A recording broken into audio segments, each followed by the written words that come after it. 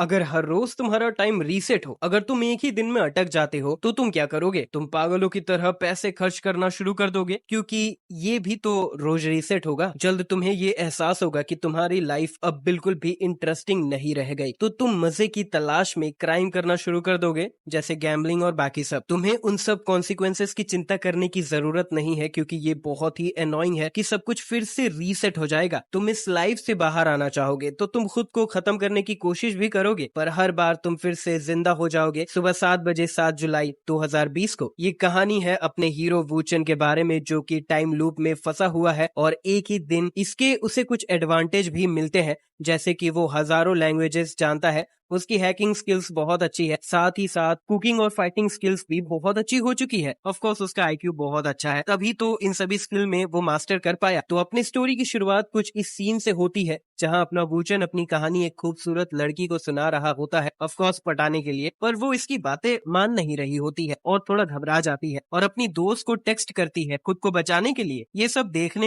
के वूचन उसे बताता है कि वो नहीं आएगी, क्योंकि उसका एक्स बॉयफ्रेंड उसके पास वापस आ गया है और ठीक 9 मिनट 13 सेकंड के बाद वो कॉल करके यही बताएगी। लड़की गुस्से में पूछने लगती है कि वूचन को ये सब कैसे पता। तब तक वो एक स्ट्रेंजर से टकरा जाती है और वो स्ट्रेंजर उसे परेशान करने लगता है ताकि वो उस लड़की का फायदा उठा सके। तो अपना हीरो इंटरप्ट करता है और थोड़ा लड़ाई झगड़ा होने लगता है और फिर स्ट्रेंजर का बॉस आ जाता है और वूचन को मारने की धमकी देता है। तब तक वूचन उस बॉस के बड़े भाई को कॉल लगाकर शिकायत करता है और सब हैरान हो जाते हैं। उस शख्स से कॉल पर बात करने के बाद बॉस अपनी पूरी गैंग की तरफ से माफी मांगता है और सब वहां से फरार हो जाते हैं। दूर खड़ी लड़की ये सब देख रही होती है और ये सोच ही रही होती है कि ये कौन है जिससे सब डर रहे हैं। और तब तक ठीक उसी बताए हुए टाइम पर उसकी बेस्टी कॉल करके कहती है कि उसका एक्स वापस आ गया है और अब वो बाहर नहीं जा सकती। बदले में वो उसे अगले दिन डिनर पर ले जाने को भी बोलती। लड़की को अभी भी वूचन पर बिलीव नहीं होता है, तो वूचन उसे अपने साथ चलने को कहता है। फिर वो एक घड़ी चुराता है, जिसके लिए लड़की उसे डांटती है, पर वूचन उसे यकीन दिलाता है कि अगले दिन सब फिर से रीसेट हो जाएगा और उसे अपने साथ अपने घर ले जाता है, कहकर कि अगले दिन वो खुद अपनी जगह पहुंच जाएगी। अगली सुबह वूचन उठता है और सोचता है कि फिर वही दिन है और खूबसूरत लड़की भी जा चुकी है, पर वो लड़की गुस्से में उसके पास आती है और उससे पूछती है कि टाइम रीसेट क्यों नहीं हुआ। आज 8 जुलाई है और अपना हीरो पूरी तरह से चौंक जाता है। 8 जुलाई, जहां दोनों ही शॉक्ड होते हैं और वो लड़की वूचन को वॉशरूम के बाहर से पुकार रही होती है और दूसरी तरफ वूचन अपने ख्यालों में खोया हुआ रहता है। लड़की कहती है, वूचन, ये किस तरह का आदमी टॉयलेट में छिपता है, और उसे बाहर आकर सब कुछ समझाने को कहती है। वूचन सोच रहा होता है कि कहीं ये सब सपना तो नहीं, या उसका समय सच में बीतना शुरू हो चुका है। अब वो फाइनली फ्री हो चुका है उस स्पेस टाइम के मजाक से। वो बहुत खुश हो जाता है और जोर जोर से हंसते हुए कहता है कि वर्ल्ड, मैं यहाँ हूँ, वेट फॉर मी। इतने में एक अजीब आवाज आती है जो कहती है कि होस्ट ने मिलेनियम टेस्ट पास कर लिया है और अब रीइंकार्नेशन सिस्टम शुरू हो चुका है। वूचन ये सुनकर सोचता है कि कहीं ये सिस्टम तो नहीं, उसने एक सिस्टम को अवेकन तो नहीं कर दिया। वो अजीब आवाज फिर कहती है, होस्ट वूचन के एट्रीब्यूट्स है कि उसके strength 7, speed 9, stamina 8, mental strength 10,158 है और उसके पास अब स्पेस और टाइम रीसेट करने की पावर्स है। लेकिन उसकी टाइम लिमिट सिर्फ 3,65,000 है। साथ ही साथ उसे इंग्लिश लेवल 9 की, फ्रेंच लेवल 9 की, इंग्लिश लेवल 9 की, फ्रेंच लेवल 9 की, piano level 9, fighting skill level 9 और मार्क्समैनशिप लेवल 9, जो कि टोटल 1345 आइटम्स जितना एक्सपैंड होने जितनी एबिलिटी है। वूचन सोचता है कि उसके फिजिकल एट्रीब्यूट्स तो काफी ऑर्डिनरी है, लेकिन उसकी मेंटल पावर बहुत अच्छी है। फिर वूचन उस आवाज से कहता है कि ये टाइम रीसेट का क्या मतलब है, क्या वो टाइम को अपनी इच्छा अनुसार रीसेट कर सकता है? फिर वो आवाज कहती है कि हाँ, होस्ट टाइम को लॉक या रीसेट और उसके सेटलमेंट में, और उसका सेटलमेंट टाइम सुबह 7 बजे है। लेकिन हर बार जब भी होस्ट अपना टाइम रीसेट करेगा, उसके टाइम कोटा से पॉइंट रेड्यूस होंगे, जो हर बार डबल होंगे। जैसे फर्स्ट रीसेट पर 1 पॉइंट रेड्यूस होगा और सेकंड रीसेट पर 2 पॉइंट्स और थर्ड रीसेट पर 4 पॉइंट्स, और ऐसे 20th पर 5,24,288 पॉइंट्स, मतलब है बार बार पिछली बार का स्क्वायर होगा। अब वूचन सोचता है कि अगर वो एक दिन कई बार टाइम रीसेट करे तो कोटा पॉइंट्स जल्दी खत्म हो जाएंगे, लेकिन वो एक दिन में एक ही बार करता है तो कोई प्रॉब्लम नहीं होगी। और जो भी हो, एक्टिव रीसेट और पैसिव रीसेट दोनों ही अलग अलग चीजें हैं। पहले मैं टाइम में कैद था, अब टाइम मेरे कंट्रोल में है। रीइंकार्नेशन के पहले वो सिर्फ एक मामूली स्टूडेंट था बिना स्किल के, पर अब तो उसके पास ड्राइविंग, कुकिंग, फिशिंग जैसे 1354 के आसपास मैक्सिमम लेवल एबिलिटीज है। मैं 1000 साल से जी चुका हूँ बार बार टाइम रीसेट के साथ, और ये इस बात का सबसे बड़ा प्रूफ है। और क्योंकि अब टाइम नॉर्मल हो चुका है तो वो अपनी सारी स्किल का यूज कर सकता है। दरवाजे पर कान लगाए लड़की ये सब सुन रही होती है और कहती है कि ये लड़का पागल तो नहीं। और अचानक से वूचन दरवाजा खोल के पूछता है, तुम ठीक तो हो? ये इन 1000 सालों में मेरी लाइफ का बेस्ट दिन है। फिर अचानक कुछ लोग मेन डोर को जोर जोर से नॉक करने लगते हैं, ये कहते हुए कि वूचन ने उनके बॉस की गाड़ी चुराई है, अगर वो दरवाजा नहीं खोलेगा तो वो लोग तोड़ देंगे। अब वो लड़की वूचन को डांटती है कि ये सब तुम्हारी गलती है और वो लोग तुम्हें ढूंढ रहे हैं। वूचन कहता है कि उसे नहीं पता कि ये नॉर्मल दिन होने वाला है और कोइंसिडेंटली उसने वैंग की कार चुराई थी। अब लड़की कहती है कि वो तो बहुत फेमस है अंडरवर्ल्ड में और अब तुम उसका शिकार हो, ये बहुत बड़ी बात है। अब वूचन वैंग की कहानी बताता है कि उसकी बहुत महान कहानी होती है उन सब से आगे निकलने की जो उससे ऊपर थे। वैंग के पेरेंट्स को मार मार के सोशल वर्कर्स ने डिसेबल बना दिया था, जो कि किसी थर्ड पार्टी के द्वारा हायर्ड थे,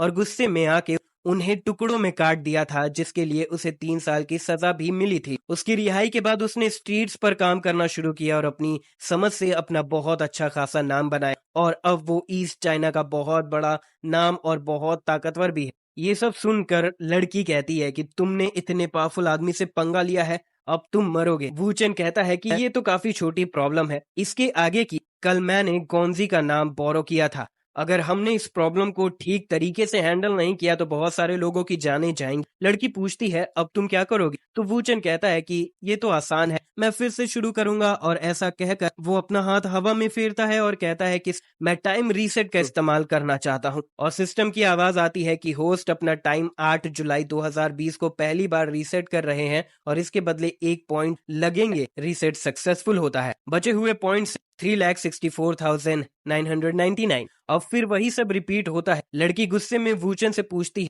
समझाओ ये सब क्या है? और वूचन सोचता है कि टाइम सच में रीसेट हो गया और वो लड़की को चुप करा कर कहता है कि अभी ये सब समझाने का टाइम नहीं है, तो कपड़े पहनो। लड़की उसकी फिंगर को बाइट करती है और कहती है कि मुझे पता था तुम इन सब के रिस्पॉन्सिबल नहीं होगी, लेकिन ये नहीं सोची थी कि मुझसे छुटकारा पाने को इतने उत्सुक होगी। अब वूचन कहता है कि जो कार मैंने चुराई वो बहुत बड़े आदमी ज़ुआंगुआन की है और उसके आदमी अभी दरवाजे पर आने वाले हैं। ऑफ कोर्स तुम नहीं डरोगी, लेकिन मैं उसे पंगा नहीं ले सकता एक कॉमनर होके। वो लड़की अब कहती है कि तुम जानते हो मैं कौन हूँ?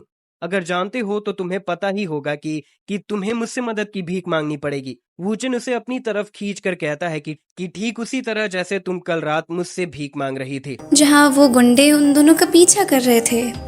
वो लड़की पीछे पलटकर देखती है और कहती है, अरे उनके पास तो गन्स भी हैं। वूचन कहता है, तब तो ये और भी मज़ेदार बात है, तैयार हो जाओ।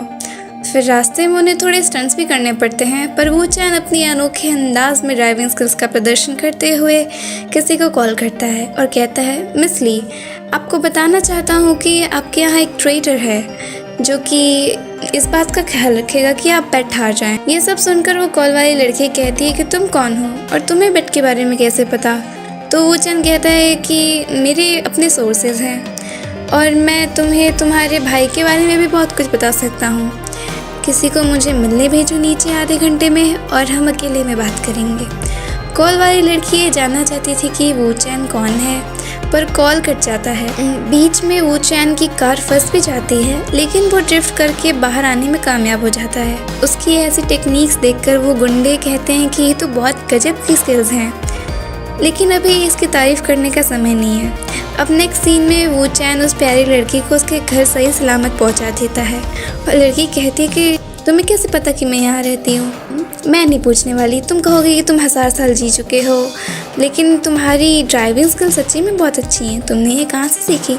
वूचन कहता है कि मुझसे ये सब सीखने की ज़रूरत नहीं है, मैंने ये सब अपनी पूरी लाइफ बार बार जानने गवा कर सीखी हैं।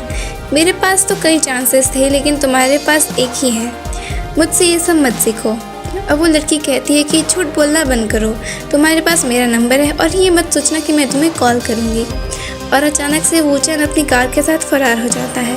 लड़की अब कहती है, कमीना, इसने मुझे पूरी रात उल्लू बनाया और इसे लगता है कि मैं इसे कॉल करूँगी। हो सकता है जो कुछ भी कल रात हुआ हो वो मेरी फ्रेंड ने करवाया हो। वरना इसे कैसे पता होगा कि मैं कहाँ रहती हूँ। मैं उससे पूछूंगी, अब तुम नहीं बचोगी। अगले सीन में आधे घंटे बाद वू चैन लोकेशन पर पहुंच जाता है और सोच रहा होता है कि जो इंसान पूरी ईस्ट चाइना को डिस्ट्रॉय कर सकता है वो उस लड़की का भाई है जिससे वू चैन अब मिलने वाला है। और ऑफ कोर्स क्योंकि वो एक सुंदर लड़की है, उसका उससे काफ़ी गहरा रिलेशन है। बॉडीगार्ड्स वू चैन को प्रेसिडेंट के रूम में लाते हैं और वो लड़की बॉडीगार्ड को बाहर जाने को कहती है। फिर वो कहती है, वू चैन, उम्र 22 साल, computer science graduate, department of Donghai university से। तुम्हारे फादर वू दहाई और मदर जांग जिनजुआन 2 लोग हैं जो एक छोटा सा रेस्टोरेंट चलाते हैं। साथ ही तुम्हारी एक छोटी बहन है जो अभी हाई स्कूल में है जिसका नाम वू जिया है। वू चैन कहता है कि तुम सिर्फ एक नंबर से इतने ज़्यादा डिटेल्स निकालने में काफ़ी अच्छी हो। प्रेसिडेंट कहती है कि तुम काफ़ी साधारण दिखते हो, लेकिन एक ऑर्डिनरी को बेड के बारे में तो नहीं पता होगा। तुम कौन हो? वू चैन कहता है कि मैं मामूली तो नहीं, मैं ऐसी बहुत सारी चीज़ें जानता हूँ जिनकी तुम्हें चिंता है, जैसे वो ट्रेटर जिसकी तुम तलाश में हो। अगर तुम मुझे $10 मिलियन दोगी तो मैं उसकी पहचान बता दूंगा। एक सही सौदा। अब प्रेसिडेंट कहती है तुम्हें लगता है कि मुझे डील करनी चाहिए उस शख्स के साथ जो न जाने कहाँ से आ गया और जिसकी बातों पर मैं भरोसा भी नहीं कर सकती, सच भी है या नहीं। तुम्हें लगता है केस गन से अलग कर देता है। और अब वो सोच रही होती है कि उसकी पिस्टल तो टेबल के नीचे रखी होती है, तो इसने मैगजीन कैसे निकाली? कहीं इसने उस टाइम तो नहीं निकाली जब टेबल के पास आया था।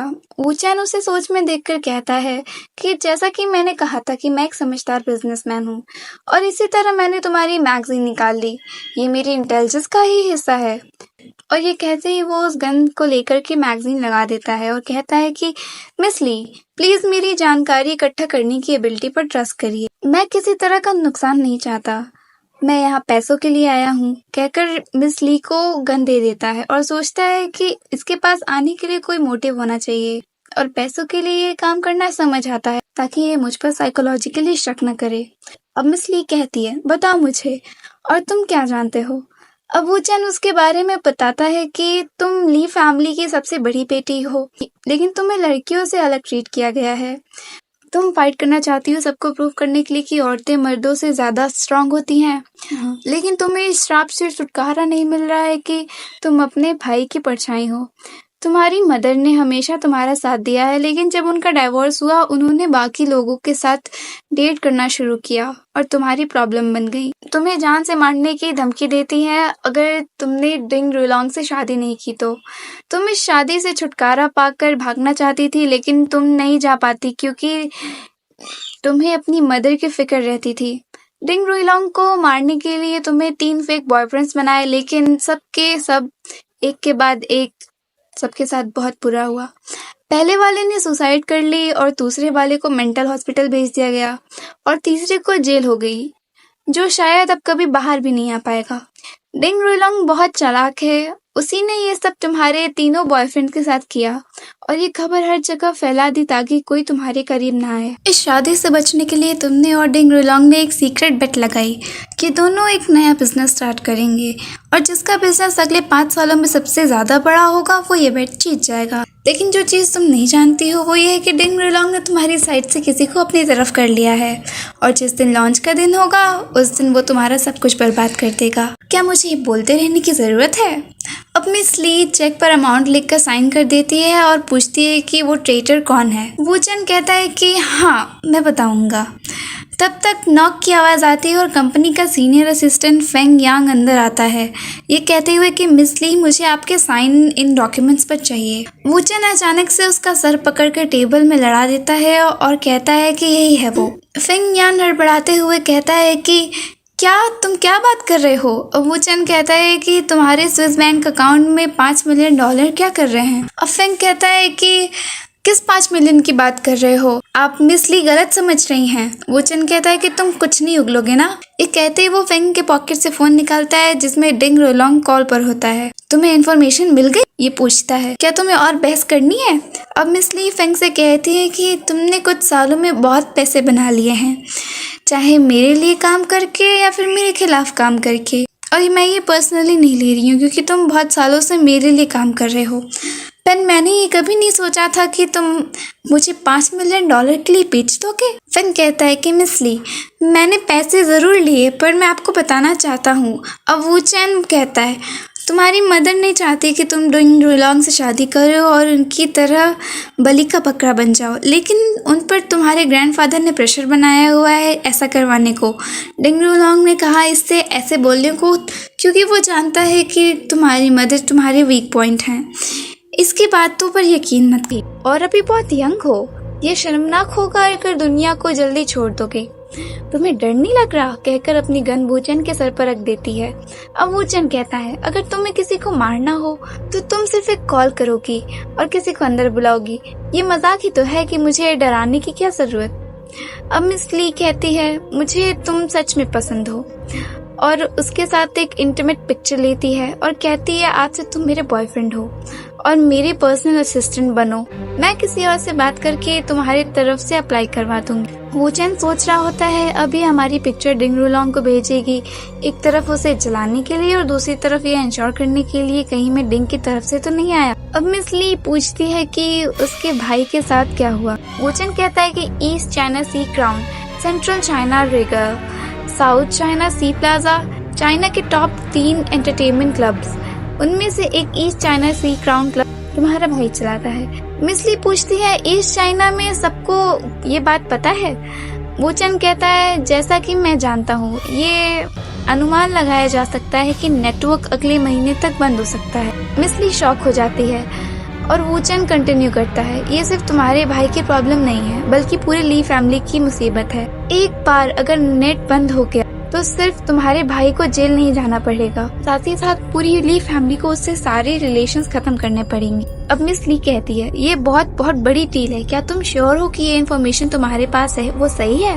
वूचन कह देता है कि उससे वो ये ना पूछे।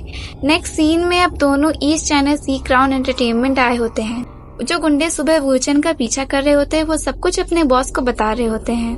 वो कार असल में वैंग जियोंग की होती है जो कि मिस ली के छोटे भाई ली रोताई का राइट हैंड है और वो कह रहा होता है कि उस लड़के ने जाओ जी के गुंडों को चोट पहुंचाई, मेरी कार चुराई और मिस्टर ली के नाम का इस्तेमाल भी किया। क्या ये जीना नहीं चाहता। अब जाओ गुआइजी जो कि मिस्टर ली का लेफ्ट हैंड होता है वो कहता है ये अजीब है, क्यों किसी नासमझ के पास मेरा फोन नंबर होगा और वो मीर अली के बारे में जानता होगा। मिस्टर ली जो कि ली फैमिली का सबसे बड़ा ग्रैंडसन है जो कि ली रोताई के नाम से जाना जाता है, कहता है जो भी उसे ढूंढ के मेरे पास लाओ, मैं उसे खुद अपने हाथों से मारूंगा। फिर अचानक से कैबिन में एंट्री होती है मिस ली की और उसे देखकर सब चौंक जाते हैं। मिस्टर ली सबको तुरंत सारी सिगरेट बुझाने को कहता है क्योंकि उसकी बहन को ये स्मेल बिल्कुल नहीं पसंद और वो मिस ली से पूछता है दीदी आपको यहाँ आने की क्या ज़रूरत पड़ी, कोई अर्जेंट बात है क्या। मिस ली कहती है मैं यहाँ आई हूँ तुम्हें किसी से इंट्रोड्यूस कराने को। वूचन हेलो करता है और कार की चाबी मिस्टर ली की तरफ फेंक देता है और कहता है कल मैंने तुम्हारी कार बोरो की थी, ये रही चाबियाँ और अंडरग्राउंड में पार्किंग है ना उसमें लगी हुई है, बहुत मज़ा आया। वो गुंडे वूचन को पहचान जाते हैं और कहते हैं मिस्टर ली ये वही है जिसने आपके नाम का इस्तेमाल किया। वूचन सोच रहा होता है कि रोताई ली फैमिली का सबसे बड़ा ग्रैंडसन जिसे बहुत लाड प्यार मिला और जो सबसे ज़्यादा अपनी फैमिली की पावर का इस्तेमाल कर सकता है। ली रुईबिंग के कंपैरिजन में ली रोताई सच में बहुत स्ट्रांग है और इसके स्ट्रेंथ डिंग रुलोंग से कम नहीं है। ली रोबिंग यानी मिस ली बहुत टफ सिचुएशन में पली बढ़ी। जब से वो छोटी बच्ची थी वो अपने भाई को बचाने में कोई कसर नहीं छोड़ती, ना ही उसे पीटने में, और इसी वजह से मिस्टर ली अपनी बहन से बहुत डरता है और उनकी बहुत रिस्पेक्ट भी करता है। मिस्टर ली अब वूचन के बारे में कुछ कहने ही वाला होता है कि मिस ली इसका कान पकड़ लेती है और कहती है कि ये क्या है बच्चा, ये तुम्हारे जीजा जी हैं। वहाँ मौजूद सब लोग शॉक हो जाते हैं ये सुनकर। मिस्टर ली अब कहता है कि दीदी कहीं तुम फिर से ये फेक बॉयफ्रेंड वाली ट्रिक्स तो नहीं खेल रही हो, इस बारी आपने जो लड़के को चुना है वो कहीं बहुत मामूली तो नहीं, क्या आप मुझे कोई रीज़न दे सकती कि मैं इसके साथ कोई रिलेशन क्यों जोड़ना चाहूँगा। अब मिस ली थोड़ी एक्टिंग करने लगती है और कहती है कि माफ़ करना, अचानक से मेरी तबीयत कुछ ठीक नहीं महसूस हो रही, ये सारी तुम्हारी गलती है वूचन। अब वूचन कहता है तुम कुछ ज़्यादा नहीं कर रही हो इस छोटे से ड्रामा के लिए। तो मिस ली भी उससे धीरे से पूछती है तुम्हें डर लग रहा है क्या डिंग लोंग तुम्हें मार डालेगा? तो वूचन कहता है मुझे तो डर नहीं लग रहा, लेकिन ऐसा लगता है कि तुम्हारा भाई जरूर चौंक गया है और अपनी बहन के बारे में सोच रहा होता है। क्या मेरी बहन प्रेग्नेंट है? क्या ये आदमी इस बच्चे का बाप है? क्या ये सब सच है? वो इतना बुरा भी नहीं लगता, लेकिन सबसे हैंडसम भी नहीं है, और मेरी बहन को बड़ी मर्द पसंद है। फिर ये छोटी उम्र का आदमी इसके साथ क्या कर रहा है? रुको, क्या वो उसे धोखा तो नहीं दे रहा? लेकिन इसे इसके बारे में कैसे पता? अब मिस्टर ली गुस्सा हो जाता है और वो कहता है तुम सिर्फ इसे 3 महीने से जानती हो बहन, इतने कम समय में क्या तुम्हें लगता है कि तुम इस आदमी को वाकई समझ पाई हो? अब वो वूचन से कहता है उन्होंने कहा कि तुम कल लोटस बार में थे एक लड़की के साथ। मिस्ली कहती है एक लड़की? अब वूचन कहता है मुझे गलत मत समझो, वो औरत म्यू क्विन थी, मिस्टर म्यू शियाई की बेटी, जो ईस्ट चाइना सी म्यू ग्रुप बायोमेडिकल के मालिक हैं। इस बारे में तुम्हें मुझे शुक्रिया कहना चाहिए। अगर मैंने लियो हुजी को नहीं रोका होता तो लेनी चाहिए थी, और तुम्हारे शीयू के साथ बिजनेस काफी पहले से खत्म हो जाना चाहिए था। अब मिस्ली कहती है तुम अभी भी शी के संपर्क में हो? मैंने कितनी बार कहा है कि वो एक अच्छा आदमी नहीं है। अब मिस्टर ली कहता है बहन थोड़ा शांत हो जाओ, मैं समझा सकता हूँ। अब वूचन कहता है तुम्हारी बहन सही कह रही है, शी अच्छा नहीं है, उसने इस बार तुम्हें बेच दिया, उसने जो कुछ हुआ उसका इल्जाम तुम पर डाल दिया और कहा ये कि ये सब तुम्हारा आइडिया था। अब मिस्टर ली कहता है मेरी बहन को मेरे शी-हू के बिजनेस के बारे में पता भी नहीं था, तुम्हें कैसे पता चला? किसने तुम्हें बताया? अब वूचन कहता है कि मुझे कोई क्लैरिफिकेशन देने की जरूरत नहीं है, मैं सिर्फ तुम्हारी मदद करूंगा क्योंकि तुम उसके भाई हो। अगर तुम्हें कुछ हुआ तो वो दुखी होगी। अब मिस्टर ली कहता है मैं तुम्हें बता रहा हूँ, अगर तुमने ये सब साफ नहीं किया तो तुम यहाँ से जिंदा नहीं जाओगे। अब मिस ली कहती है हे शांत हो जाओ, उसे खत्म करने दो। अब मिस्टर ली कहता है बहन मुझे परवाह नहीं है कि उसने तुमसे कैसे झूठ बोला, लेकिन मैं कभी भी साफ नहीं बोलूंगा। अब वूचन कहता है कि अब सिर्फ कुछ लोगों को ही चाइना में इस बारे में पता है। अब वूचन बताता है कि 4 महीने पहले लियाओ बो, जो ईस्ट चाइना सी पुलिसमैन डिपार्टमेंट में डेप्यूटी डायरेक्टर के रूप में अपॉइंट हुआ था, क्राउन एंटरटेनमेंट केस को संभालने आया। कुछ इन्वेस्टिगेटर्स मेहमान बनकर अंडरकवर गए थे और दूसरे क्लब हाउस में छुपकर एविडेंस इकट्ठा करते रहे। ये है अंडरकवर एजेंट्स की लिस्ट। अब मिस्टर ली ये लिस्ट देखकर के बिल्कुल शॉक हो जाता है और अपने आदमियों से कहता है हे तुम सबको नोटिफाई करो, हथियार उठाना शुरू करो। सब कहते हैं हाँ सर। अब वो कहता है कि तुम अपने लोगों को इस लिस्ट की जांच करने के लिए ले जाओ। फिर उसके आदमी बोलते हैं हाँ सर। अब मिस्टर ली वूचन से कहता है ये सारा तुम्हारा इन्फॉर्मेशन है, अगर ये गलत हुआ तो तुम्हारी गलती है। अब वूचन कहता है कि बताओ तुम कितना पैसा खर्च करने के लिए तैयार हो? अब मिस्टर ली कहता है लिस्ट में इन सभी लोगों को पकड़ो अभी, और वो कैमरा पटक देता है। अब वूचन कहता है कि मैं ये नहीं मान सकता, उन्हें पकड़ा नहीं जा सकता। अगर उनमें से कोई मिसिंग हुआ तो कॉप्स काम करना शुरू कर देंगे। उनके पास तुम्हारे खिलाफ कुछ एविडेंस है कसिनो से जुड़ी चीजों पर, तो संभल कर रहो। अब मिस्टर ली कहता है कि पर तुम मुझसे क्या चाहते हो? अब वूचन पूछता है कि क्या तुम इसमें आगे बढ़ना चाहते हो और जेल जाना चाहते हो, या इससे सुरक्षित तरीके से निकलना चाहते हो? अब मिस्टर ली पूछता है कि क्या तुम्हारे पास कोई तरीका है इससे बाहर निकलने का? अब वूचन कहता है कि अपने लोगों को बोलो कि वहां न जाएं। मिस्टर ली कहता है अब क्या? अब वूचन कहता है कि मुझसे माफी मांगो और मैं सब कुछ ठीक कर दूंगा। वूचन वो अपने मन के अंदर कह रहा होता है मुझे अब उसको कुछ रिस्पेक्ट दिखानी पड़ेगी क्योंकि अब मैं उसकी फैमिली का हिस्सा हूँ। वूचन की बात सुनकर मिस्टर ली रोता है और घबराने लग जाता है। फिर वूचन को मिस्टर ली कहती है तुम क्या कर रहे हो, हम एक फैमिली हैं, उसकी मदद तो करो। फिर वूचन कहता है वो मुझे फैमिली की तरह नहीं दिखता। फिर मिस्टर ली कहता है आखिर तुम किसके बारे में बात कर रहे हो, मैं तुम्हें फैमिली समझता हूँ। फिर वूचन हंसने लग जाता है। उसके बाद मिस्टर ली वूचन के पास आकर वूचन से माफी मांगता है और कहता है मुझे बस ये डर था कि आप मेरी बहन को धोखा ना दें, इसलिए मैं ऐसा कह रहा था। फिर मिस्टर ली की बात सुनकर वूचन कहता है हाँ मुझे नहीं पता ये सच है या नहीं, बस तुम्हारी बहन के लिए मैं इतना कर सकता हूँ कि मैं तुम्हें एक आइडिया दे सकता हूँ। पहले तुम्हें जीहो को मारना होगा क्योंकि उसे ज्यादा पता है, अगर वो जिंदा रहा तो कुछ नहीं चलेगा। जीहो जो है अक्सर विला 70 में जाता था जो कि लोटस पॉन्ड मैनर में है अपने मिस्ट्रेस के साथ ड्रग लेने के लिए। अगर वो ओवरडोज से मर गया तो तुम पर कोई शक नहीं करेगा। वूचन की बात सुनकर मिस्टर ली कॉन्विंस होता है और कहता है हाँ बहुत जबरदस्त आइडिया है। अब वूचन मिस्टर ली से कहता है दूसरी बात जो सारे सबूत हैं उसे उस इंस्पेक्टर लियो बो के हाथ में है, बस सबूत हटा दो और उन्हें तबाह कर दो, फिर तुम सेफ हो जाओगे। वूचन की बात सुनकर मिस्टर ली कहता है ठीक है मैं उसे देख लूंगा। फिर वूचन ली की बात सुनकर वूचन कहता है तुम पागल हो गए हो क्या, वो तुम्हारे लिए बहुत बड़ा आदमी है, बस ऐसे ही उसे देखने चले जाओगे। Willow street 2nd Avenue unit 3 room 501। वहाँ एक मास्टर बेडरूम है जो कि क्लोजेस्ट के नीचे एक पासवर्ड है जो 571654 है और जो सबूत है उसके अंदर है, क्योंकि ये टॉप सीक्रेट मिशन है और लीक को रोकने के लिए सबूत इतना ही है, सिर्फ तुम किसी को भेजकर चोरी करवाकर उन सबूतों को तबाह करवा सकते हो। इतना डिटेल इन्फॉर्मेशन सुनकर मिस्टर ली शॉक्ड हो जाता है और बोलता है तुम्हें वो पासवर्ड तक पता है। हुचेन एक लीटर को घुमाते हुए मिस्टर ली से कहता है तीसरी बात ये है कि तुम्हें ये मामला अपनी फैमिली के हेड को बताना होगा, खास तौर पे जीहो के बिजनेस के बारे में, और सब सफाई से समझाना होगा उन्हें। आखिर हम वी फैमिली की बात कर रहे हैं। वी फैमिली हमेशा से फायदा में रही है, इसीलिए मास्टर ली वी फैमिली से लड़ने के लिए डिंग फैमिली के साथ मिलने का फैसला किया था। ली फैमिली और वी फैमिली के बीच बहुत सालों से दुश्मनी चल रही है।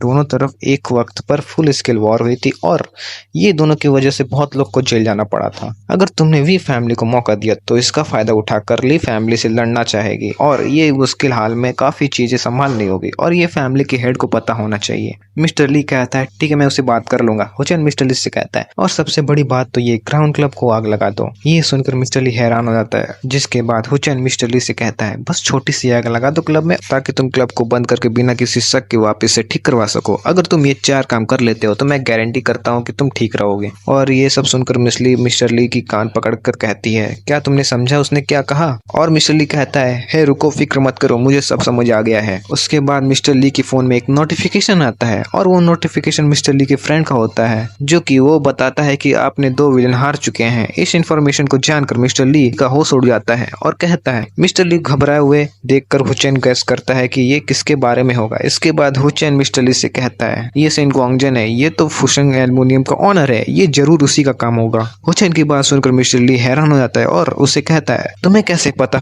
फिर हुचेन और मिस्टर ली डिसाइड करके उनके कैजिनो में जाते हैं, जहां सबसे ज्यादा लोग गैम्बलिंग कर रहे होते हैं। कैजिनो में जाते हुए हुचेन मिस्टर ली से कहता है सेन गुआंगजन कल ईस्ट चाइना सी पहुंच गया था और मकाओ के स्पेशल एडमिनिस्ट्रेशन रीजन से गैम्बलिंग एक्सपर्ट को निकाल दिया था अपने पहले वाली बेइज्जती का बदला लेने का इरादे से। मिस्टर ली तुम तो गए, यहाँ तुम्हारा कोई मतलब नहीं है, ये कैजिनो है तुम्हारा और जीहो का धंधा। सीधी बात यह है कि तुम अपने कॉन्टेक्ट का सहारा लेकर कुछ कमजोर गैंग को बेवकूफ बना रहे हो ताकि क्राउन कैजिनो का पैसा चोरी कर सको।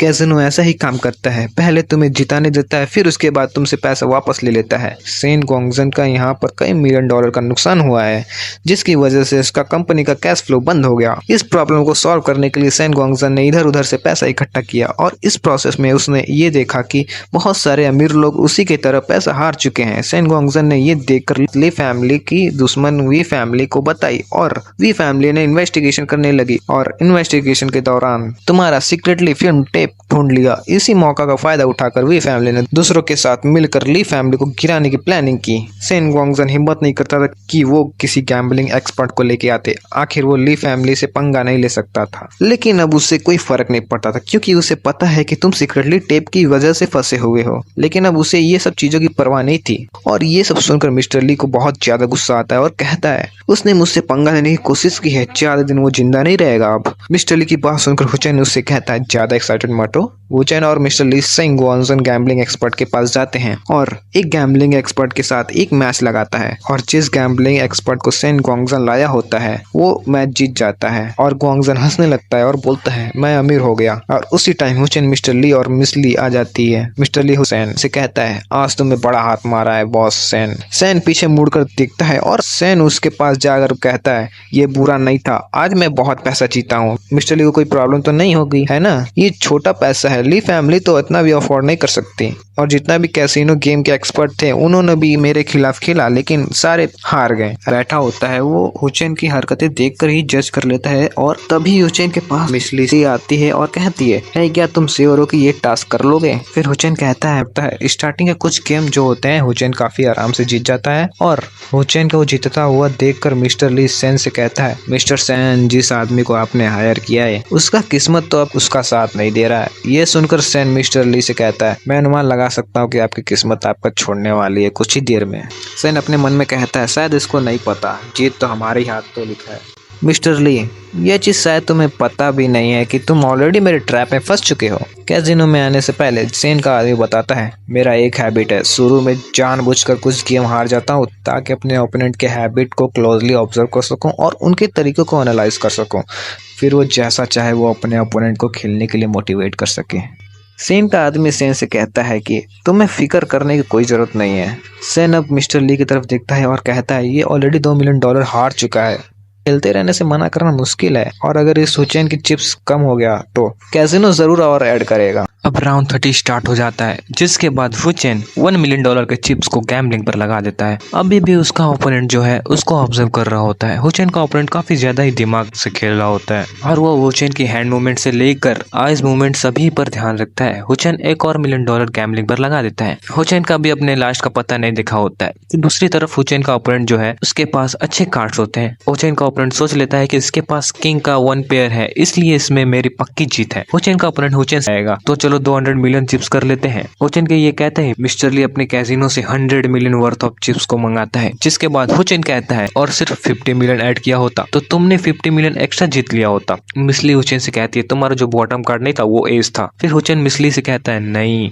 अब हुचैन अपने लास्ट वाले कार्ड को ऊपर करता है और उससे कहता है मेरा bottom of card 2 of hearts है। ये देखकर हुचैन का ओपोनेंट काफी ज्यादा गुस्से में आ गया और हुचैन को बोला तुमने मुझसे चीट किया। ये सुनकर हुचैन उससे कहता है तुम में ये खेलने की हिम्मत नहीं है तो मुझे फालतू में ब्लेम मत करो।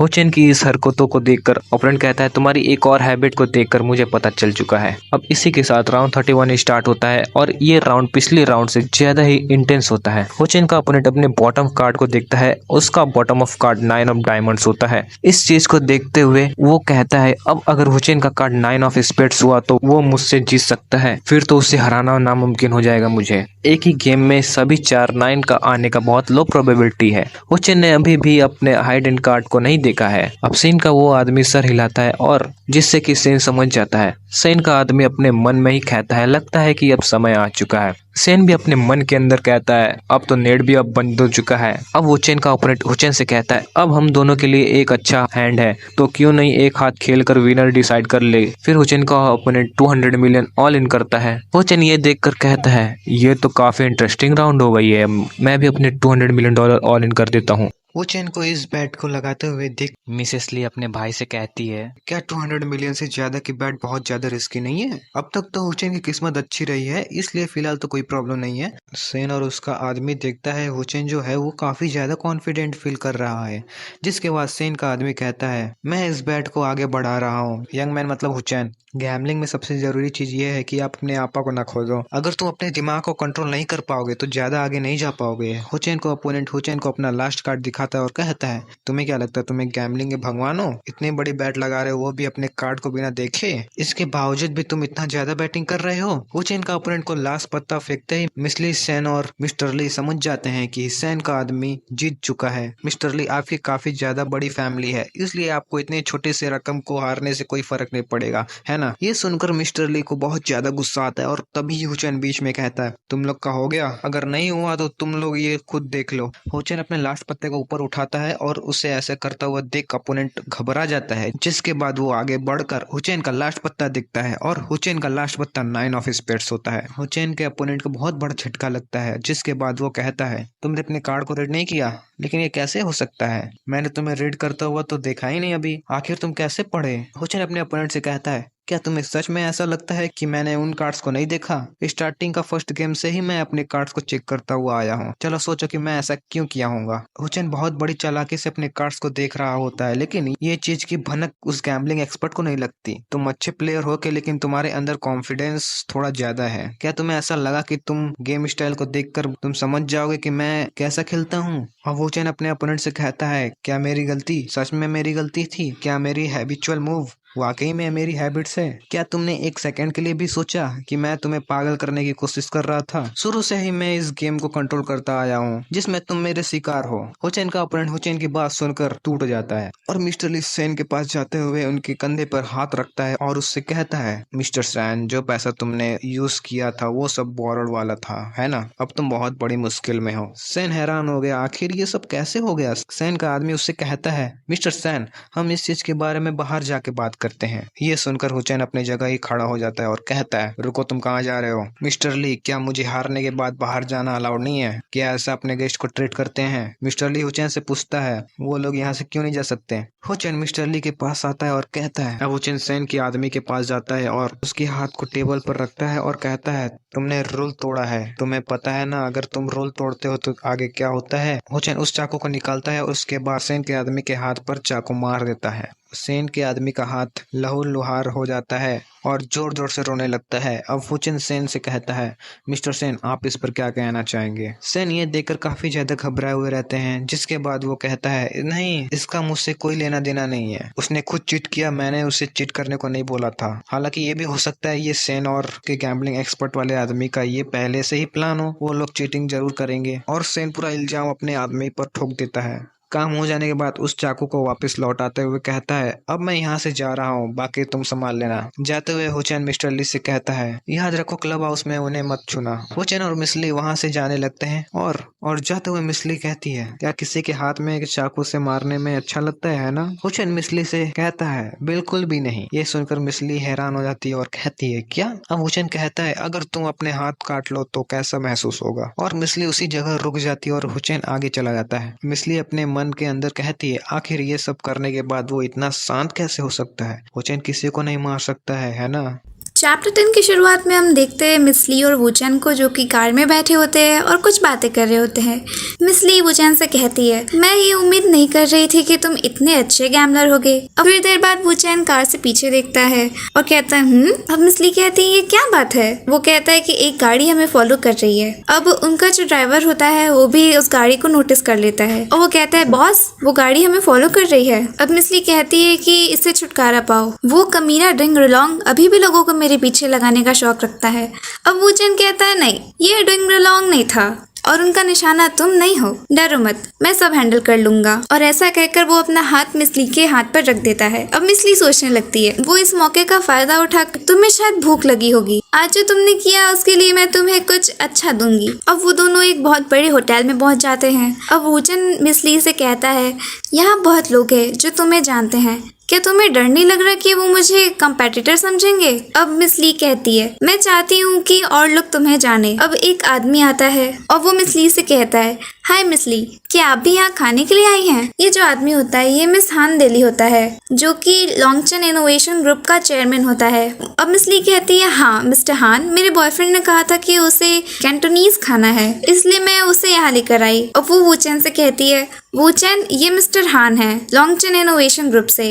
मिस्टर हान वुचैन से कहता है, आपसे मिलकर अच्छा लगा, आप बहुत अच्छे दिखते हैं, मिस ली के लिए परफेक्ट मैच है। अब वुचैन कहता है, शुक्रिया मिस्टर हान, आप बहुत दयालु हैं। अब मिस्टर हान कहते हैं, हाँ, लेकिन आपके डेट को इंटरप्ट करने के लिए माफी चाहूंगा, मेरे क्लाइंट्स आ गए हैं तो मुझे जाना पड़ेगा। अब मिस ली वुचैन से कहती है, हांग डेली बहुत ही अच्छे आदमी हैं, उन्हें दोस्त बनाना बहुत पसंद है, वो East China Sea chamber of commerce के ऑफिसर हैं। अब वुचैन कहता है कि मुझे उनके इंट्रोडक्शन की कोई जरूरत नहीं है, मैं उन्हें तुमसे ज्यादा अच्छे से जानता हूँ। अब मिस ली कहती है, हाँ, तुम तो बहुत ही अच्छे बिजनेसमैन हो यहाँ के। अब वुचैन कहता है, लेकिन मुझे नहीं लगता कि सब कोई तुम्हारा एक अच्छा दोस्त बनना चाहता है। अब मिस ली कहती है, बिल्कुल, मेरे बहुत सारे राइवल्स हैं, खासकर औरतें, लेकिन मुझे दुश्मन समझना एक बेकार बात है ना? अब वुचैन कहता है कि हाँ, ये सही है। अब वहाँ पर एक और लड़की आ जाती है, वो कहती है, ओह, क्या ये मिस ली है? क्या कोइंसिडेंस है? लेकिन मिस ली, तुम्हारा कब से एक बॉयफ्रेंड हो गया? अब हमें पता चलता है कि ये जो लड़की होती है इसका नाम लियो कैशियो होता है, जो पहले लियो लिजुआन के नाम से जानी जाती थी। ये 32 साल की है। ये पहले लियो लिजुआन गांव में रहती थी, जो कि अर्मा कंट्री में है, दोंगहाई सिटी में। 7 साल पहले उन्होंने लियो गुनियान से शादी कर ली, जो दोंगहाई जूली ग्रुप के चेयरमैन हैं, और उनसे एक बेटा हुआ। लियो गुनियान की मदद से उन्होंने ल्यूनजियो फैशन कॉर्पोरेशन भी एस्टैब्लिश किया। वो ली रॉबिंग के बिजनेस कंपेटिटर भी है। अब वो आकर के मिस ली से कहती है, तुम 27 साल की हो और ये जवान लड़का तो लगभग 20 साल के आसपास दिख रहा है, तो तुम एक बूढ़ी गाय की तरह लग रही हो जो कि नई नई घास खा रही है। अब मिस ली गुस्सा हो जाती है। वो कहती है, मिस लियो लाओ बन की खातिर मैं तुम्हारी बातों को मजाक में ले रही हूँ, लेकिन प्लीज रुक जाओ। अब जो दूसरी लड़की रहती है वो कहती है, क्या तुम अब भी दूसरों की बातों की परवाह करती हो? अब मिसली कहती है मैंने कहा ना चुप हो जाओ। और ये कहती है वो ग्लास में पड़ी कॉफी उस लड़की के मुंह पर फेंकने ही वाली होती है कि वूचन उसका हाथ पकड़ लेता है और वो कहता है थोड़ा आराम से, और वो खड़ा हो जाता है, कहता है कि मुझे इसे सॉल्व करने दो। अब वो खड़ा होकर के उस लड़की से बात करने लगता है जो कि मिसली को गुस्सा दिला रही होती है। अब वो कह रही होती है कि तुम मुझे ऐसे क्यों देख रहे हो। अब वूचन कहता है कुछ नहीं, बस मुझे लगता है कि मैंने तुम्हें पहले भी कहीं देखा है। फिर वो कहता है अरे हाँ सही कहा, मुझे याद आया, क्या तुम पहले किसी नाइट क्लब में काम करती थी। चैप्टर 11 की शुरुआत में हम देखते हैं लियो लीजुआन को जो कि बहुत गुस्से में होती है और अपना हाथ टेबल पर पटक देती है और कहती है तुम्हारी पूरी फैमिली नाइट क्लब में काम करती है। जैसे छोटे बच्चे नीचे करते कि एक दूसरे को पागल कहता है तो दूसरा कहता है कि तेरा पूरा खानदान पागल, वैसे लियो लीजुआन वूचन को कह रही होती है और वो बहुत हल्ला कर रही होती है। हाउ डेयर यू, तुम मुझे ऐसे कह रहे हो, तुम जानती भी हो मैं कौन हूँ। अब वूचन कहता है बदनामी, तुम जानती हो कि किसी का पास्ट मिटाया नहीं जा सकता सिर्फ एक चेहरे की सर्जरी से, है ना। और वो लड़की बिल्कुल शॉक हो जाती है कि इस लड़के को कैसे पता कि मैं रात को नाइट क्लब में काम करती थी और मेरी प्लास्टिक सर्जरी हुई है। ये 10 साल पुरानी बात है और किसी को भी इसके बारे में पता नहीं होना चाहिए। अब इसलिए खड़ी हो जाती है और वो भी बहुत शॉक होती है। वो कहती है कि तुम्हें इस तरह की भी जानकारी है, तुम्हारा जो इंटेलिजेंस नेटवर्क है वो जैसा मैंने सोचा था उससे भी बेहतर है। अब वूचन कहता है कि ये बहुत जल्दी होगा अगर तुम मुझे अभी एडमायर करना शुरू कर दोगी, मेरा बेस्ट पार्ट तो अभी आया ही नहीं। अब वहाँ पर लू गुआनियन आ जाता है जो कि दोंघाई जूली ग्रुप का चेयरमैन होता है और वाइस प्रेसिडेंट होता है दोंघाई चैम्बर का। और वो पूछ रहा होता है लियो लीजुआन से जो कि अभी केजियो है, वो पूछता है कि ये मेस कैसी है। अब हनी ये जो गोरा लड़का है इसलिए मेरी इंसल्ट करने की कोशिश की, इसने कहा कि मैं नाइट क्लब में काम करती हूँ, तुम्हें मेरी तरफ से रिवेंज लेना चाहिए। अब वो कहता है कि इसमें रोने का क्या फायदा है, मैं इसका ख्याल रख लूंगा। अब वो मिस ली ये मेरी शक्ल पे वो रिएक्शन किस बात का था। अब वूचन मिस्टर लू को इशारा करता है और कहता है कि मिस्टर लू क्या मैं आपसे 1 मिनट बात कर सकता हूँ। अब वो दोनों जा रहे होते हैं और बात कर रहे होते हैं जहाँ वूचन कहता है कि मेरे पास आपके लिए 2 कहानियां हैं। पहली कहानी का मेन कैरेक्टर है लियो लीजुआन। 2 साल पहले लियो लीजुआन को उसकी मिस्ट्रेस ने नाइट क्लब में काम करने और जल्दी पैसे कमाने के लिए उकसाया। इसी दौरान उसकी मुलाकात एक बहुत अमीर कस्टमर से हुई। ये कस्टमर एक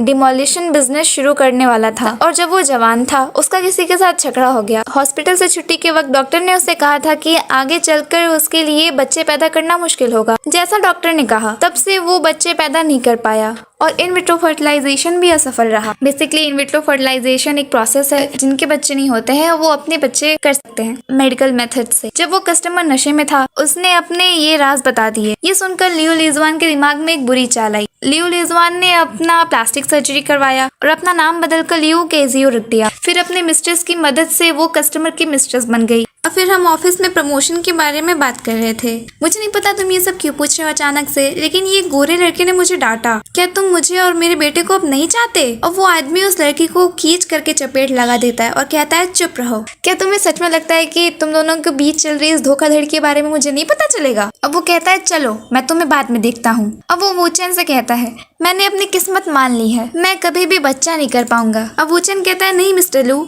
आपके पास एक बहुत अच्छा बेटा है। अब वो बहुत शॉक हो जाता है और वो कहता है क्या।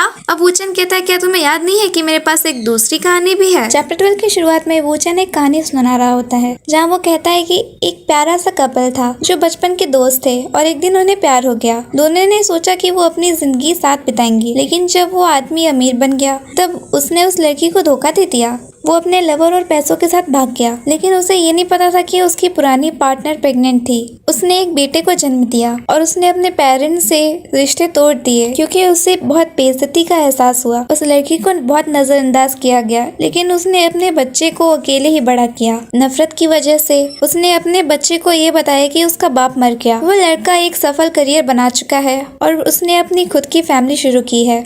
अब वो 4 लोग हैं और खुशी से रह रहे हैं। तो तुम सच में बच्चे पैदा कर सकते हो और तुम्हारे पास एक पोती भी है। अब मिस्टर लू बहुत इमोशनल आने वाले समय में बहुत कम आएगा। अब मिस ली वूचन को उसके घर छोड़ देती है। अब वूचन मिस ली को कहता है कि कल मिलते हैं। मिस ली वूचन को रूप तरफ खींचती है और उसे एक किस करती है। अब वो कहती है कि डिंग रेलोंग ने मुझ पर जासूसी करने के लिए कुछ लोग भेजे हैं, अब वो बीमार हो जाएगा। अब वूचन कहता है कि ये तुम्हारा पहला किस है ना। अब मिस ली कहती है क्या ये भी तुम्हारी इंटेलिजेंस का हिस्सा है। अब वूचन कहता है कि ये बस तुम्हारी ब्रूटल टेक्निक्स है जिसकी वजह से मेरा मुंह दर्द हो गया। अब वो कहता है मैं जा रहा हूँ, बाय बाय। नेक्स्ट सीन में हम देखते हैं मिस क्विन क्विन को जो अपने दोस्त के साथ वूचन के अपार्टमेंट के बाहर खड़ी रहती है और झगड़ रही होती है। उसकी दोस्त का नाम लिली होता है। अब वो कहती है लिली मुझे भूख लग गई है, चलो कुछ खाते हैं। अब लिली बहुत गुस्से में होती है और वो कहती मैं नहीं जा सकती, हमें उस कमीने का इंतजार करना है। अब मिस क्विन क्विन कहती है कि लेकिन मैं तो ये करना चाहती थी। तब तक उसे मिस लिली इंटरप्ट करती है और कहती है कि उस लड़के ने तुम्हारा ब्रेन वॉश कर दिया है,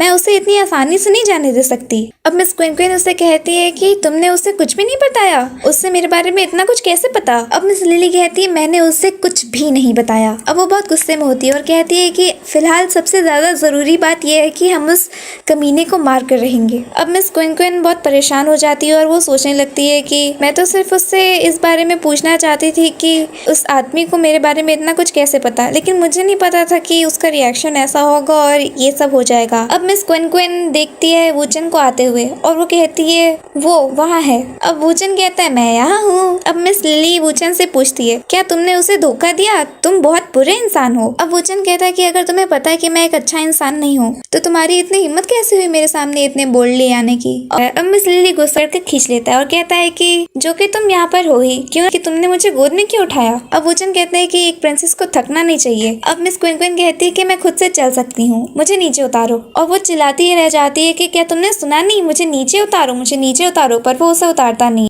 वूचन नाइट स्पेंड करने के बाद वो नेक्स्ट डे उठकर अपने कपड़े पहनता है और फ्रेश होकर तैयार होकर अपने जूते पहनने लगता है। जिसके बाद वो देखता है अभी तक क्वीन क्वीन सो रही है। इसके बाद वो क्वीन क्वीन से कहता है तुम अभी तक है, और क्वीन क्वीन से कहता है इसमें मेरा फोन नंबर है, अगर तुम्हें मेरी कभी जरूरत हो तो इस नंबर पे कॉल कर देना, बस घर पे इंतजार मत करना। क्वीन क्वीन वूचन के नंबर को तभी वूचन बाहर जाता है और वो देखता है कि गाड़ी वाला नजर रखा हुआ है मेरे पर। वूचन अपने फोन को बाहर निकालता है और एक आदमी को कॉल करता है और कहता है तुमने मुझे फॉलो करने के लिए एक आदमी को हायर किया है, क्या तुम्हें अभी भी विश्वास नहीं है कि मैं अभी ट्रेनिंग के लिए जा रहा हूँ। मेरी ट्रेनिंग खत्म होने के बाद तुम ट्रेनिंग ग्राउंड में मिलने आ जाना। वूचन को पता होता है कि ये सब कौन कर रहा है, इसलिए वूचन उसी आदमी को कॉल करके कह देता है। अब वूचन ट्रेनिंग के लिए जाता है। वूचन 1000 सालों में फाइटिंग की टेक्निक्स को अच्छे से सीख रहा है और वूचन फाइटिंग टेक्निक का मास्टर हो चुका है, लेकिन उसकी फिजिकल फिटनेस जो है अभी भी काफी नहीं है, उसे और ट्रेनिंग की जरूरत है। वूचन ट्रेनिंग के बाद अपने मन के अंदर कहता है आफ्टर ऑल मैं डिंग रिलोंग से पंगा लिया है, मुझे नहीं पता है कि आने वाले टाइम में मैं किस तरह का मुसीबत का सामना करूंगा। वूचन की ट्रेनिंग खत्म होते ही ट्रेनिंग ग्राउंड में एक और आदमी आता है और वूचन उसे पीछे मुड़ कर देखता है और कहता है वो यहाँ पर आ चुका है। वूचन अपने मन के अंदर कहता है वैंग जो है सिर्फ दूसरे दर्जे का है, लेकिन ली टाई का काफी ज्यादा कनेक्शन है और वो कनेक्शन के रैंक में वो सबसे ज्यादा ऊपर है। उसने इस चीज का फायदा उठाकर पावर को गेन किया है और वो अपने इन्फ्लुएंसर को एक्सपेंड भी कर पाया है। वैंग जो है वो वन ऑफ द 4 बॉसेस बन चुका है और वैंग सबसे ज्यादा यंगेस्ट भी है। ये 4 बॉसेस ईस्ट चाइना सी की एंटरटेनमेंट इंडस्ट्री का 90% कंट्रोल करते हैं। यहाँ तक कि ये चारों बॉस क्वेरी और लॉजिस्टिक जैसे बिजनेस में भी शामिल हैं। जिस आदमी को वूचन ने सुबह कॉल किया होता है वो वैंग होता है। अगर आपको याद ना हो तो वैंग मिस्टर ली का राइट हैंड है। वूचन को वैंग के बारे में सारा बैकग्राउंड पता हो। चेयर पर बैठ जाता है। वूचन की बात सुनकर वैंग हैरान हो जाता है, उसके पसीने छूटने लगते हैं। वूचन अपने बॉटल को खोलता है और वैंग के बाद वैंग से गाड़ी की चाबी ले लेता है। अब वो मिस ली के पास पहुंचता है। मिस ली के ऑफिस में काफी ज्यादा हड़बड़ी मची होती है। सभी लोग एक नया एम्प्लॉयर को ढूंढ रहे होते हैं और वो जितना मर्जी उतना पैसा देने को तैयार होता है, लेकिन उन लोगों को कोई एम्प्लॉयर नहीं मिलता है। जैसे ही वूचन मिस ली के पास पहुंचता है और देखता है कि मिस ली भी किसी से बात कर रही है। जिससे मिस ली फोन कॉल पे बात कर रही होती है वो आदमी उससे बताता है कि उनके प्रोडक्ट स्पोक्समैन की काफी ज्यादा हालत खराब है। ये सुनकर मिस ली उससे कहती है क्या अभी भी उसकी कंडीशन खराब है, क्या वो प्रेस कॉन्फ्रेंस में नहीं आ सकती। मिस ली काफी ज्यादा उदास होती है क्योंकि उसके प्रोडक्ट स्पोकमैन की हालत काफी ज्यादा खराब हो चुकी होती है। फिर वूचन मिस ली से पूछता है क्या कुछ हुआ है। फिर मिस ली पीछे मुड़कर वूचन से कहती है हमारे प्रोडक्ट स्पोक्समैन जो है, जो कि न्यू जनरेशन फिल्म में सिंगर है जिसका नाम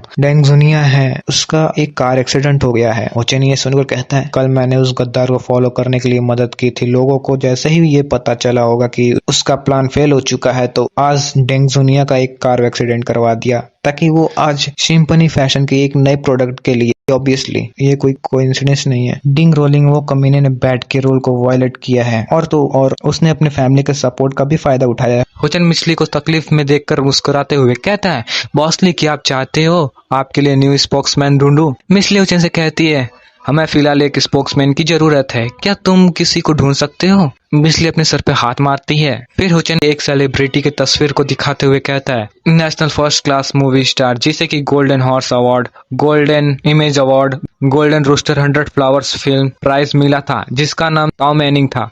तुम्हें इसके बारे में क्या लगता है? क्या ये तुम्हारे प्रोडक्ट की स्पोक्समैन बन सकती है? क्या उसके लायक है? हुचेन को इतना बड़ा चढ़ाकर बोलता देख मिसली उससे कहती है, ये एक पॉपुलर मूवी स्टार है। टॉ मैनिंग एक ऐसी मूवी स्टार है जो कि मुझसे नहीं मिलेगी। उसके हमारे प्रोडक्ट का स्पोक्समैन बनना है, ये बात बहुत ज्यादा बड़ी है। हुचेन, मैं जानती हूँ कि तुम मेरा मदद करना चाहते हो, लेकिन इसका मतलब नहीं है कि तुम ढेंगे हाको। मिसली की बात सुनकर हुचेन कहता है, क्योंकि तुम्हें विश्वास नहीं है मुझ पे, तो क्यों ना हम एक बैट सेट करें। ये बैट होगी कि क्या मैं टॉ मैनिंग को कल सुबह तुम्हारे ऑफिस में लाकर आ पाऊंगा। चलो मेरे साथ एक कॉन्ट्रैक्ट साइन करो। टॉ मैनिंग जो है वो एक पॉपुलर फर्स्ट क्लास एक्ट्रेस है और वो पहली चाइनीज एक्ट्रेस बनी जो इंटरनेशनल फिल्म स्टार्स की रैंक में शामिल हुई, जब उन्होंने अपनी बड़ी और famous movie sword and autumn water की वजह से देश और विदेश में छाई हुई है और मेजर फिल्म फेस्टिवल्स के अवार्ड जीत ली है।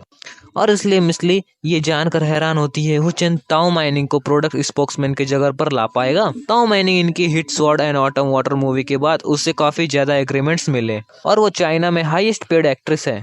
उसके बाद मिसली हुचेन से कहती है, तुम्हारे कहने का मतलब ये है कि तुम उसे कॉन्ट्रैक्ट को साइन करने के लिए लेकर आ सकते हो? ये मजाक तो नहीं कर रहे ना? टॉ मैनिंग जो है वो अभी विदेश में मूवी में काम कर रही है और उसके पीछे मेकअप के एग्रीमेंट्स जो है वो भी चल रही है, इसलिए कैसे हो सकता है? हुचेन मिसली से कहता है, मैंने तुम्हें पहले ही बता दिया था, अगर तुम्हें यकीन नहीं है तो चलो एक शर्त लगाते हैं। ये सुनकर मिसली हुचेन से कहती है, ठीक है, लेकिन ये कौन सी शर्त तो रहेगी? फिर हुचेन मुस्कुराते हुए मिसली से कहता है, शर्त यह है कि मैं कल सुबह टॉ मैनिंग को कल तुम्हारे ऑफिस में एग्रीमेंट के लिए मैं ले आ पाया तो तुम मुझे पैसे दोगे।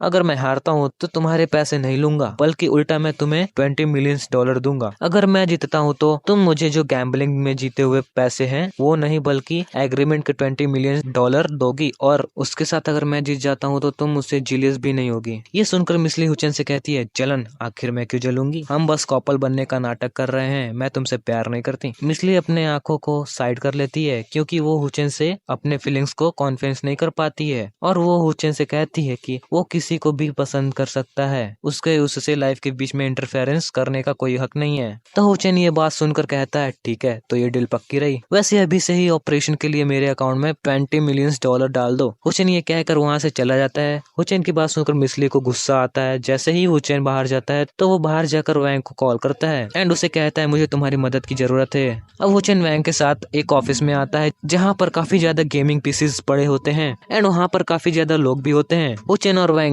के वहाँ पर आते ही एक आदमी उन्हें कहता है, सीन जो है क्लियर हो चुका है कि अब हमारे ब्रदर्स सब तैयार हैं। वैंग अब हुचेन को बताता है कि उसके सभी दोस्त जो कि गेमिंग में काफी ज्यादा बढ़िया होते हैं। अब वैंग हुचेन से पूछता है कि उन्होंने उन सभी को यहाँ पर किस लिए बुलाया है, जिसके बाद हुचेन वैंग को बताता है कि पीसी चालू करो और लेजेंडरी सिटी गेम को स्टार्ट करो और खेलना शुरू करो। हुचेन वैंग को ऑर्डर देता है कि जितने भी प्लेयर्स वहाँ हैं उन सभी को रजिस्ट्रेशन करो और कहो कि एक दिन पहले के थर्ड एरिया जो कि 5 बजे ओपन होता है और वहाँ पर जाओ एंड किंग ऑफ हेजमान को अपने कैरेक्टर के नाम के पहले इस्तेमाल करो। हुचेन जैसा ही कहता है वैसा ही दूसरे प्लेयर्स भी करते हैं। वो सभी लोग अपने नाम लिखने से पहले किंग ऑफ हेजमान लिखते हैं और उसके बाद अपने कैरेक्टर का नाम देते हैं, जैसे कि किंग ऑफ द हेजमान ताश्तू। ऐसे ही करके सभी प्लेयर्स अपने अपने नाम के आगे किंग ऑफ हेजमान लगा लेते हैं। हुचेन कहता है कि गेम में एंट्री करने के बाद तुम सभी को न्यू प्लेयर एरिया में इंतजार करना है। अब हुचेन इस गेम के करंजी को खरीदना शुरू करता है। इस गेम में $1 के बदले 10 गोल्ड कॉइन्स मिल रहे थे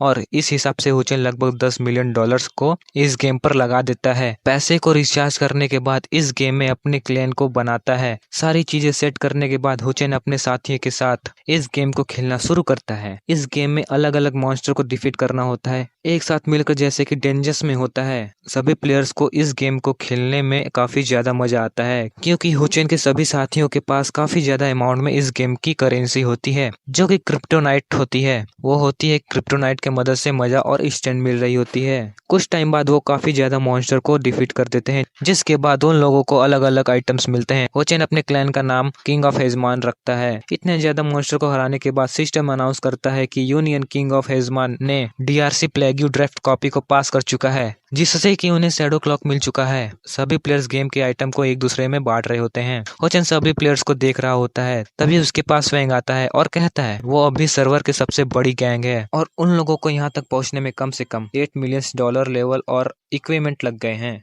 हुचेन वैंग से कहता है सर्वर पर अब कोई ज्यादा कैजुअल प्लेयर्स नहीं बचे हैं और दूसरे छोटे क्लब के इस गेम को छोड़ चुके हैं। अब इस सर्वर पर बस 2 क्लैन हैं, किंग ऑफ एजमान जो कि हुचेन का है, ड्रैगन स्लॉटर द वर्ल्ड। हुचेन अब दूसरे क्लैन को स्टार्ट करने के लिए सोचता है, जिसके बाद वो अपने सिस्टम पर सिटी लॉर्ड के बैटल को, जो कि एक गेम का हिस्सा ही होता है, अब हुचेन उसे शुरू कर देता है। हुचेन को ऐसा करते ही सभी लोगों को नोटिफिकेशन मिल जाता है। उनके लीडर हुचेन ने बैटल ऑफ सिटी लॉर्ड को शुरू कर दिया है, इसीलिए सभी लोगों को तैयार हो जाना चाहिए। सभी लोग इस बैटल के लिए तैयार होते हैं और सभी लोगों को कहा जाता है कि उन लोगों को मेन सिटी ऑफ स्क्वायर में इकट्ठा होना है और वहां पर ड्रैगन स्लॉटर क्लैन से लड़ने के लिए तैयार होना है। सभी प्लेयर्स काफी ज्यादा जोश के साथ आगे बढ़ते हैं और वो अब मेन सिटी स्क्वायर पहुंचते हैं, जहां पर कि दोनों क्लैन लड़ना शुरू करते हैं। ये fight dragon slaughter the world और किंग ऑफ द हेजमान के बीच में होता है। हुचेन इस फाइट को देख ही रहा होता है, तभी उसके पास एक आदमी आता है। चिक स्क्वायर पर इकट्ठा हो और ड्रैगन स्लॉटर के साथ फाइट करने के लिए तैयारी करो। जो आदमी हुचेन के सामने खड़ा होता है वो और कोई नहीं, ड्रैगन स्लॉटर द वर्ल्ड का लीडर होता है, जो कि हुचेन से कहता है मुझे विश्वास नहीं होता तुमने इतना ज्यादा पैसा कमा लिया, तुम इस गेम की डाई हार्ड फैन भी लगते हो। जो आदमी हुचेन के सामने खड़ा होता है उसका लेवल 999 होता है और वो काफी ज्यादा प्रो होता है इस गेम में। अब वो आदमी हुचेन से कहता है हालांकि हम दोनों गिल्ड्स की स्ट्रेंथ जो है वो काफी ज्यादा सिमिलर है, इसलिए अभी क्लियर नहीं है कि हम दोनों में से कौन जीतेगा। ये सुनकर हुचेन उस आदमी से कहता है विनर जो है वो जल्दी ही डिसाइड हो जाएगा। ये सुनकर वो आदमी हुचेन से कहता है तुम काफी ज्यादा कॉन्फिडेंट हो, आखिर तुम्हारे जीतने का क्या प्लान है। ये सुनकर हुचेन उस आदमी से कहता है जो व्यक्ति यहाँ पर जीतेगा वो मैं नहीं हूँ, तुम यहाँ पर जीतने वाले हो। ये सुनकर वो आदमी काफी ज्यादा शॉक्ड हो जाता है। हुचेन अपने टीम को कहता है तुम लोग मेरी ऑर्डर को ध्यान से सुनो, अपने इक्विपमेंट को उतार दो और गेम से एक फोन कॉल करके उसे बुला सकता हूँ। ये सुनकर हुचेन मुस्कुराता है और अपने मन में कह रहा होता है ये प्लान सक्सेसफुल रहा।